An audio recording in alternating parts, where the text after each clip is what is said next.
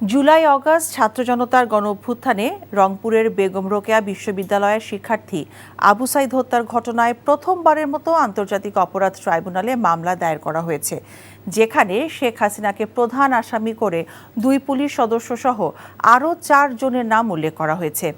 আজ প্রসিকিউশনের পক্ষ থেকে মামলা দায়েরের পর আসামিদেরকে এই মামলায় গ্রেফতার দেখিয়ে ট্রাইব্যুনালে হাজির করার আবেদন করা হয়।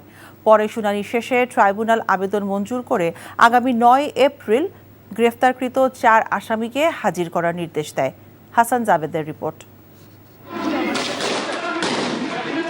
ছাত্র জনতার গণ অভ্যুত্থানে 16 জুলাই বুক চিতিয়ে পুলিশের সামনে দাঁড়িয়েছিলেন রংপুরের বেগম রোকেয়া বিশ্ববিদ্যালয়ের শিক্ষার্থী আবু সাইদ। পুলিশের বুলেটে লুটিয়ে পড়েন তিনি। সেই জুলাই আগস্ট অভ্যুত্থানে তিনি প্রথম শহীদ হন। তারপরই আন্দোলন দাবানলের মতো ছড়িয়ে পড়ে। কোনো বুলেট কামান আন্দোলনকারীদের নিবৃত করতে পারেনি। শেষ পর্যন্ত আন্দোলনের মুখে বিদায় নিতে বাধ্য হয় তৎকালীন স্বৈরাচার সরকার। কিন্তু সেই হত্যায় এই প্রথম আন্তর্জাতিক অপরাধ ট্রাইব্যুনালে তৎকালীন প্রধানমন্ত্রী শেখ হাসিনাকে প্রধান আসামি করে মামলা দায়ের করা হয়। আদালত সেই গ্রেপ্তার দেখানোর আবেদন মঞ্জুর করেছেন।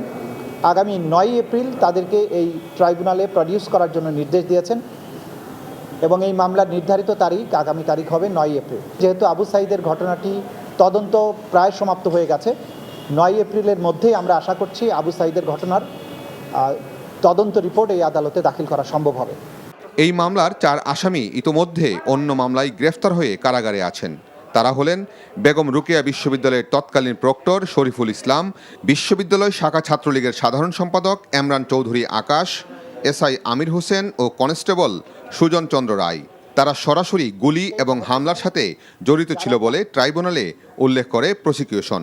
এখন পর্যন্ত আমরা 4 জনকে এই মামলার অভিযুক্ত হিসাবে আজকে কোর্টের কাছ থেকে আদেশ পেয়েছি। এই 4 জন সরাসরি সম্পৃক্ত, 2 জন তো গুলি করেছে বুকে, আর 2 জন হামলা করেছে, মিছিলে হামলা করেছে, লাঠিসোঁটা নিয়ে হামলা করেছে। প্রক্টর সহ বিশ্ববিদ্যালয়ের প্রক্টর স্বয়ং এই হামলার সাথে জড়িত ছিল। সাইদ হত্যা মামলায় মোট কতজন আসামি তা তদন্তের মাধ্যমে বেরিয়ে আসবে বলে জানান chief prosecutor. Hasan Javed, NTV news, Dhaka.